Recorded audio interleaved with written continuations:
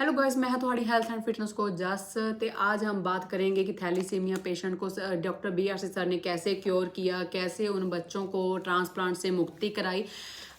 तो आज मैं आपको यही बताऊंगी। अगर आपके आसपास भी कोई बच्चा है, अगर जो आपके घर में कोई बच्चा है जो थैलीसीमिया पेशेंट है, तो आप प्लीज़ पहले इस बुक को ज़रूर ऑर्डर कर दीजिए।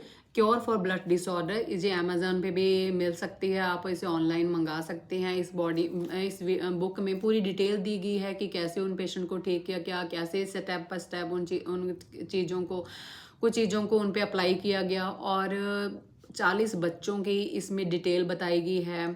आप उन बच्चों से मिल सकते हैं अगर आपके आसपास इनमें से कोई बच्चा है। जैसे कुछ बच्चे पंजाब से हैं, उड़ीसा से हैं, दिल्ली से हैं, तो आपके स्टेट में अगर जो बच्चा है उसका पूरा एड्रेस दिया गया है तो मिलता है, तो आप उस बच्चे से मिल सकते हैं कि सर ने ट्रीटमेंट कैसे किया।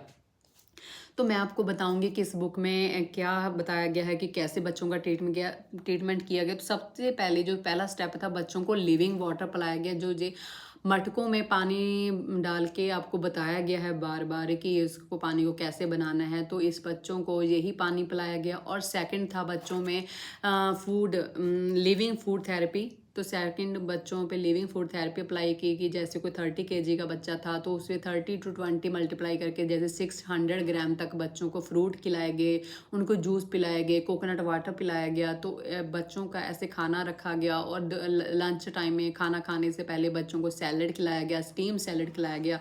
तो इससे बच्चों की हेल्थ में सुधार हुआ। और तीसरा जो पॉइंट था इसमें ग्राउंडिंग, बच्चों को ग्राउंड से जोड़ा गया, उनको मिट्टी में खेलने दिया गया, ट्रीज के साथ खेलने दिया गया। तो ऐसे बच्चों को नेचर से जोड़ा गया, तो ग्राउंडिंग से बच्चों में हेल्थ में इम्प्रूवमेंट हुई। और फोर्थ पॉइंट था इसमें फिजिकली एक्टिविटी। बच्चों को जैसे आजकल हम सिर्फ फ़ोन पे बिठा रखते हैं तो वो भी बात ठीक नहीं है। तो इन बच्चों को फिजिकल एक्टिविटी करवाएगी, एक्सरसाइज करवाएगी, योगा करवाया गया, जिससे उनका ब्लड ठीक से काम करने लगा। तो इससे उनका ट्रीटमेंट किया गया। फिफ्थ स्टेप था बच्चों का लोअर लिम्ब और up to neck hot water. बच्चों के निचले पार्ट को पानी में सोक किया गया हॉट वाटर में, जब ऊपर नेक तक बच्चों को देखते हुए। जैसे छोटे बच्चे थे तो टब में, बड़े टब में नहीं बैठ सकते तो उनको छोटे टब में बिठाया गया। तो इस तरह से बच्चों को हॉट वाटर में बिठाया गया, इससे उनको ठीक किया गया। और सिक्स था उनकी हॉबीज। बच्चों को जो कुछ भी अच्छा लगता था उनको वो करने दिया गया, क्योंकि हम बच्चों को जब रोकते रहते हैं तो बच्चों के माइंड पे बहुत इफेक्ट पड़ता है। तो लेकिन इन बच्चों को वही करने दिया गया जो उनको अच्छा लगता था।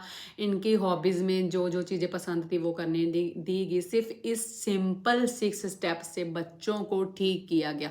अगर आपको कोई भी जानकारी अच्छे से चाहिए तो आप इस बुक को पढ़ सकते हैं। देखिए, इस बुक में बताया गया है कि बहुत बार ऐसा होता है कि हमारी बॉडी में कोई वायरस चला जाता है। जब हमें कोई बुखार होता है तो टेम्परेरी रूप में हमें कुछ दिनों के लिए हमारा HB कम हो जाता है। लेकिन जब हम बच्चों के टेस्ट करवाते हैं तो जब डॉक्टर कहता है कि आपके बच्चों का तो HB कम हो गया, आप तो थैलेसीमिया पेशेंट हो गए।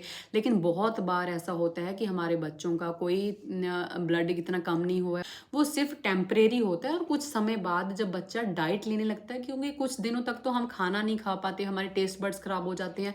तो उस टाइम पे तो अगर हमारा जो HB कम होता है तो वो एक नॉर्मल है, एक टेम्परेरी है। कुछ टाइम बाद वो अपने आप ही सेट हो जाता है। लेकिन अगर हम डॉक्टर के पास जाते हैं और घबरा जाते हैं कि हमारे बच्चों का तो HB कम हो गया, तो तब हम उसको ट्रांसप्लांट करवाते हैं। तो जब ब्लड ट्रांसप्लांट एक बार हो जाता है तो हमारे बच्चों को वही आदत पड़ जाती है।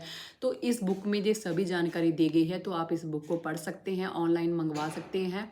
और अगर आपको अभी भी कोई क्वेश्चन है, कोई क्वेरी है, तो प्लीज़ मुझे नीचे जाके कमेंट कीजिए। Thank you.